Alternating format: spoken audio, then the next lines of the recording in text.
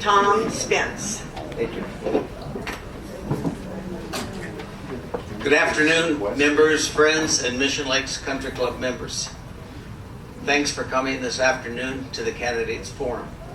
I take it very seriously running for the board, and I appreciate your time in coming to know more about our candidates. First of all, before I start, I'd like to thank Pat Savage and the election committee for organizing this, and thank the board for their service this last year. For those of you who may not know me, I've been a member for 26 years. 14 years part-time, 12 years full-time. During this 26 years, I've owned a condo, a lot, and had a home built. So I'm familiar with the history, the needs, and issues of Mission Lakes. And I'm ready to serve and work with you members and accomplish our goals to keep Mission Lakes Country Club a relevant country club. I guess by this year's being here 26 years, I guess you know I like Mission Lakes. I like the people and I like our system. And I plan to live here. After my term, if I'm elected on the board, I don't plan on moving. Hopefully I'll be here another 26 years. A lot of candidates are going to talk about things and issues and that, but some of them they haven't done. For me, I've had the opportunity to be on the board for 2 years, and during that time I learned a lot. But while I was on the board and that, here are some of the things that we did and I stood for. Number one, there was no dues increase the first year. 2, the second year, we fought hard. People tried to get a $5, a $10, a $20 raise, and with the board we had, we settled on a $5 raise the second year. There was no golf cart fee raise during those 2 years. Also during that time and that, for the last 8 years before I got on the board, Chuck Bittney and Kenny Richardson was lobbying to have the fence put on the golf course because we had people doing Brodies on the green the opening day. The first year I was on the board, we accomplished this, and we had the wrought iron fence put up. And since then, we've had very little vandalism on the golf course. Also during that time, we had a problem with the homeowner in Century Vintage off hole number 5. He had cut his fence down to about 1 foot high. Well, I spearheaded the board, and we went over and we had a meeting with the homeowners over there at Century Vintage. And in that meeting, they sided with Mission Lakes, and within a short time, that fence was put back up to the correct height. The drop area on number 12, you all use it in that, but you don't know a lot of the history on it. Well, that land is not our land, but we put the drop area there, and we used it. And all of a sudden, I'm on the board, and then all of a sudden, we're not using it. And I'm saying, well, what happened? I'm on the board, and I don't even know what's going on. So they said, Tom, we have a problem. The problem is, that's not our land, and we don't have insurance. And so I went to Gary, and I said, Gary, I first went to Eddie Baxter, who's in insurance, and I said, Eddie, we have this problem. What do you think we could do? He said, well, you should go to your insurance company. So I saw Gary in the bar area, and I said, Gary, why don't we call our insurance company and see if they will insure that area for us? And he said, Tom, that's not our land. They won't insure it. And I said, Gary, if you don't call, you'll never know. And sure enough, he called, and the area was insured, and we are now presently hitting from that drop area. With Carol Eichel, we spearheaded the metal building behind the swimming pool for the cart and maintenance area. With Andy Carney, we restored Lake number 2. We paid off the loan on the irrigation loan for our new irrigation of the golf course. We borrowed money on it and we paid it off early so we wouldn't have to take money out of the operating fund. We took it out of reserve. That way there it left more money in the operating fund so that we could carry on the business without raising dues. The golf course, holes 10, 11, and 12. Rich Marquez had them surveyed so that we'd know which is our property out there. Because there was some speculation. You ask one member, say, well, our land's over there. No, that's not our land, it's over here. Well, we had a surveyor come in and it's now staked. And that. Okay, we have now 3 questions that we need Sure. to ask. And there's many other things that were accomplished. Thank you.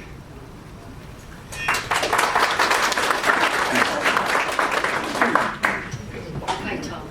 How would you maintain and improve club facilities, and which improvements would you give priority to? The first thing I would do is I would have the members that are involved in that area. For instance, if we're talking about the pool area, I would have the Pool and Rec Committee, have them come through with their recommendations and have them bring it forward and to the board. And then based upon what they have to say in that, I would try to get input from all our members in that and coalesce to come upon the best plan, what we'd like to do.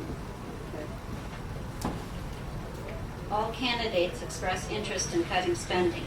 How and where would you cut spending? Well, there's a couple of areas. The first off area is that I've noticed that we've had a lot of excess workers in the bar area and the dining room area, standing around. I come up here for dinner the other night twice, this last night and the week before, and there's 2 people standing outside at the greeting table. Okay? And we have a full-time food and beverage fellow, Jeff. And I think he's fine, but why wouldn't he be there? Why would 2 girls be there in the pro shop and that?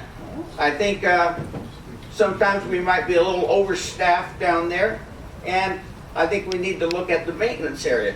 If I had a budget of $1,700,000, don't you think I could find $100,000 that I could save? Yes.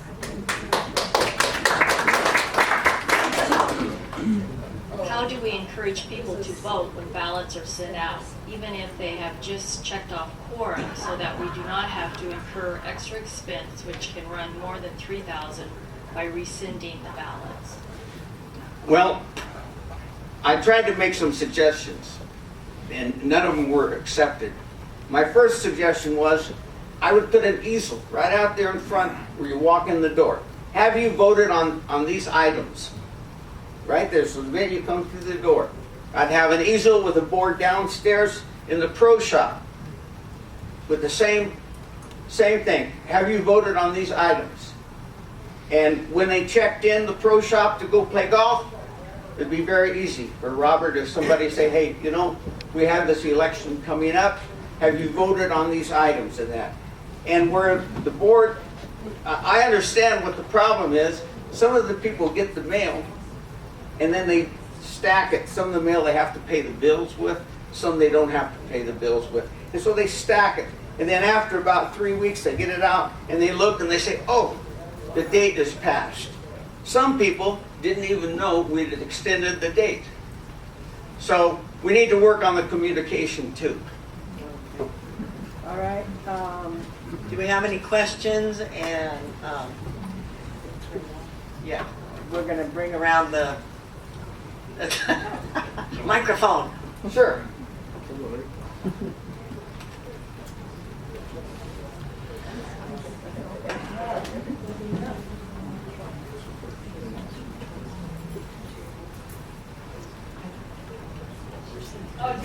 I need it? Is my voice not loud enough? I've never been accused of that before. So I'm asking the same question. I apologize if it is a repeat.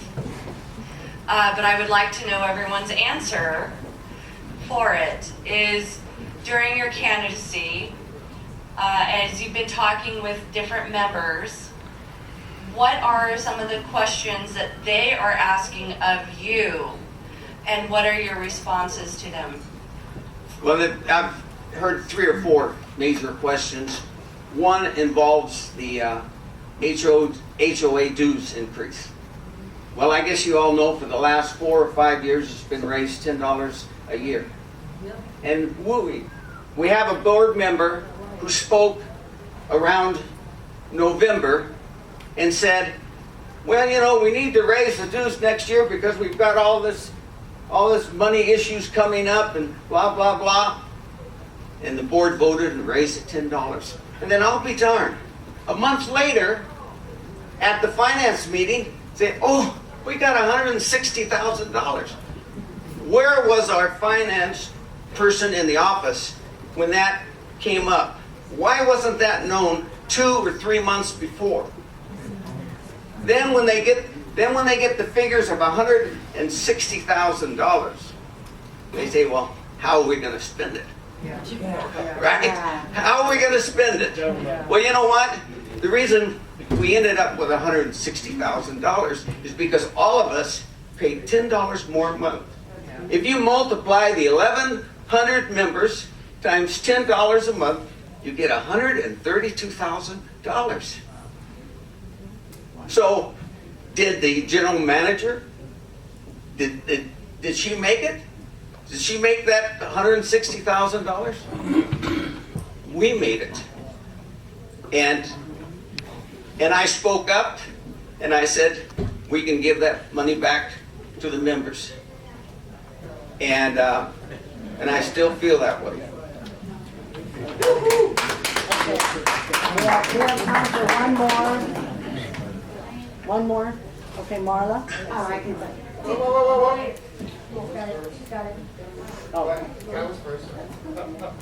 The question has been asked of each member how they're going to cut costs around, but nobody's ever mentioned the maintenance of the golf course and the costs we're spending on maintenance of the golf course. I all agree it's wonderful, but when I see 7 guys working on a green some days, I wonder. I understand where you're coming from, and I agree 100%. I love this golf course. It's in excellent shape, but I don't think we need Rancho La Quinta. I don't think we need Bighorn and that. We need this good golf course the way we have it, and service the people, and not charge the older lady that drives around here for free and have her pay for it. Okay, You know the old lady that does the COPS program? Oh, yeah. One more quick one. Marla? Were you